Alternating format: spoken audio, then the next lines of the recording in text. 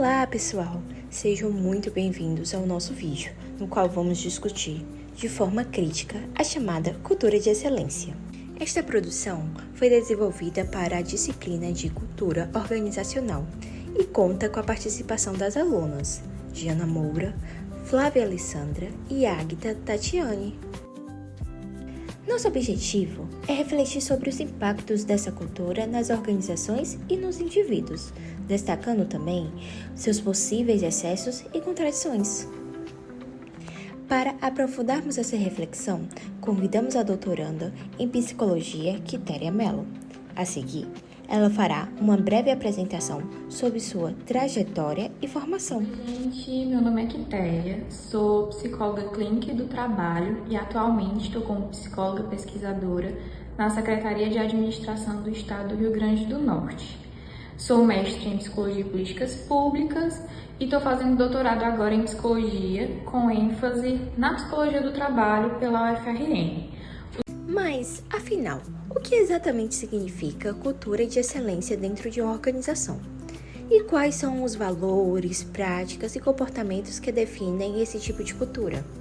Então, a cultura de excelência, ela é desenvolvida através de práticas, comportamentos e de valores que prezam pelo alto padrão de desempenho dentro das organizações. Não só em relação ao produto final, ao serviço final que é oferecido, mas também dentro dos processos de trabalho. Então, geralmente é uma cultura que vai, na teoria, dar mais autonomia aos trabalhadores, que vai focar no desenvolvimento desses trabalhadores com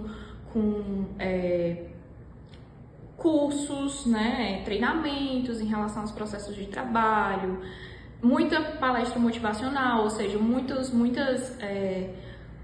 tipos de desenvolvimento mesmo que tratem da motivação do trabalho, entre outros aspectos que visem realmente impulsionar o trabalhador para desenvolver o melhor trabalho possível dentro daqueles processos, que óbvio deveria refletir no produto final, seja ele um serviço ou realmente um produto. Então a gente tem mais ou menos a cultura da excelência desenvolvida através desses processos de trabalho. Em relação a que práticas, comportamentos, ou valores que influenciam essa cultura, que a gente pode chamar de uma cultura de excelência. Dentro disso que eu falei, Então, repetindo, a gente tem autonomia, a gente tem algumas atividades de feedback, atividades que tratem, na verdade, sobre recompensas, Enfim, é mais ou menos esse cenário que a gente tem de alto padrão mesmo e que faz com que os trabalhadores, tem assim uma implicação de colocar os trabalhadores como sendo donos do processo. Então, você é responsável, são suas habilidades, suas competências que vão dar conta desses processos de trabalho. Então, há essa responsabilização do trabalhador enquanto o agente do processo de trabalho e não só aquela pessoa aqui, o produtor, mas ele é até subjetivamente mais implicado naquele processo de trabalho, visando a qualidade, do produto, a qualidade do serviço. Vamos pegar, por exemplo, o paradigma da excelência para explicar como que isso ocorre na subjetivação. Vou tentar colocar aqui em 3 pontos para a gente pensar. Se a gente pensar numa polivalência, numa agilidade enxuta e numa flexibilidade, acho que isso vai ficar um pouco mais nítido. Quando a gente fala de polivalência, então o trabalhador ele tem que ser muitas coisas ao mesmo tempo. Ele tem que dar conta de muitos processos, porque ele está sendo treinado, ele está sendo capacitado para aquilo. Quando a empresa exige a excelência e dá pelo menos essa contrapartida, Então, a gente tem essa polivalência, acho que não só dentro das organizações, como a gente pode falar num contexto macro mesmo. A gente vai ver, por exemplo, eu sou psicóloga, então se eu me formo em psicologia, já tem 1000 cursos para eu aprender a mexer nas mídias sociais para eu vender o meu produto. Então, além de psicóloga, eu tenho que saber sobre marketing, eu tenho que saber sobre um mundo de coisas para dar conta daquela minha atividade de trabalho, que antes era ali mais técnica, que contemplava ali dentro da graduação de 5 anos. Então, isso dentro das organizações também acontece. Dentro do serviço público, que essa cultura ela é inserida. E muitas vezes pede que um dos pilares, inclusive, da cultura de excelência é a inovação. Às vezes pede uma inovação dentro do setor público. O próprio projeto de que eu faço parte é um projeto de inovação dentro do setor público. Então, quando a gente pede para que haja essa excelência num quantitativo, por exemplo, pequeno de servidores, né, vai acabar que algum servidor ele vai ter que, para dar conta dessas tarefas, fazer mais do que a função dele. Então, quando a gente pensa também, né, num contexto mais macro, que a todo momento é pedido da gente que a gente tenha mais certificações, mais habilidades, mais competências para dar conta de várias coisas ao mesmo tempo, isso também diz sobre uma cultura da excelência que transcende as organizações. E eu vou já pegar o gancho dessa polivalência que a gente falou para trazer a agilidade enxuta, porque dentro dessas organizações, como eu dei o exemplo também do serviço público, né, é pedido mais dos processos de trabalho, é pedido mais desempenho com geralmente um quantitativo menor de pessoas para realizar aquelas atividades. Então aí a gente já vê uma fragilidade nesse contraponto que a gente falou anteriormente, né? Que é pedir essa excelência sem um contraponto. Então é a agilidade ali que pede, né, para que a gente faça o nosso máximo com o mínimo que a gente tem. Então você tem que dar conta de vários processos, né?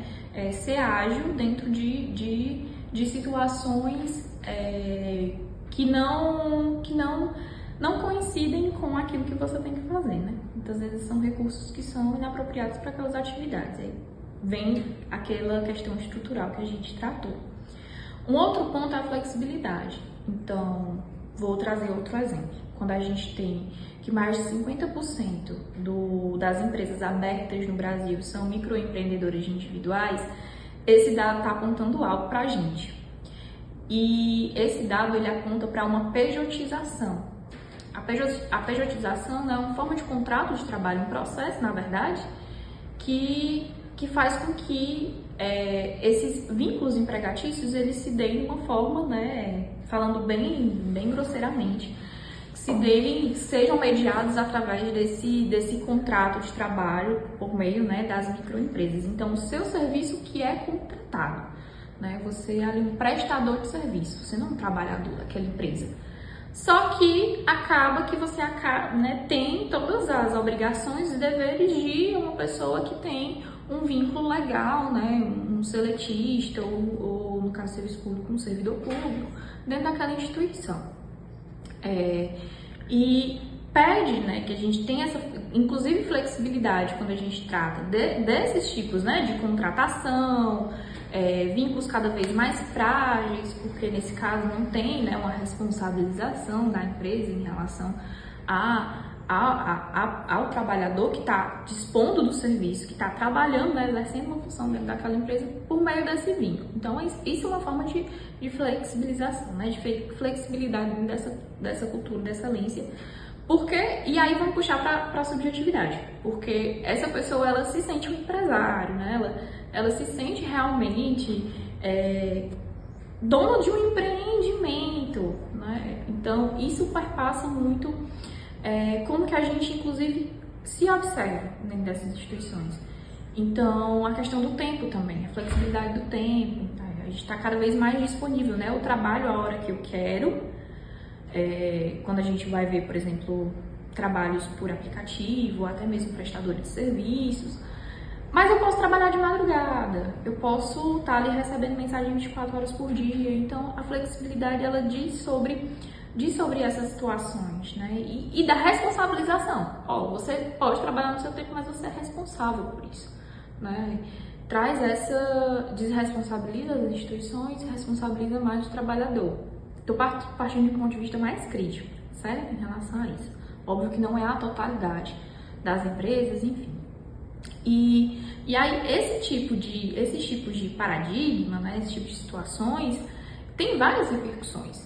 Então, a gente vê uma competição dentro das empresas, né, muito acirrada. Então, a gente tem, devido talvez práticas ali de estabelecer um funcionário do mês, ou de estabelecer recompensas, né? Ou de valorizar uma pessoa que atinge mais metas, né? Enfim, dentro desse contexto, a gente cria esse espaço de individualidade em que eu estou concorrendo com a outra pessoa que está realizando o trabalho comigo.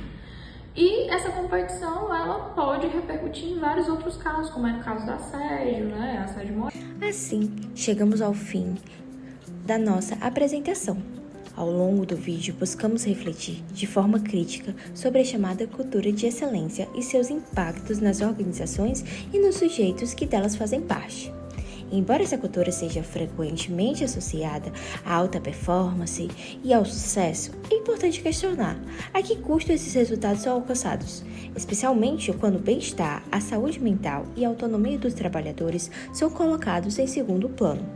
Agradecemos a todos que nos acompanharam até aqui e esperamos contribuir para uma visão mais ampla e consciente sobre as dinâmicas culturais presentes no ambiente organizacional.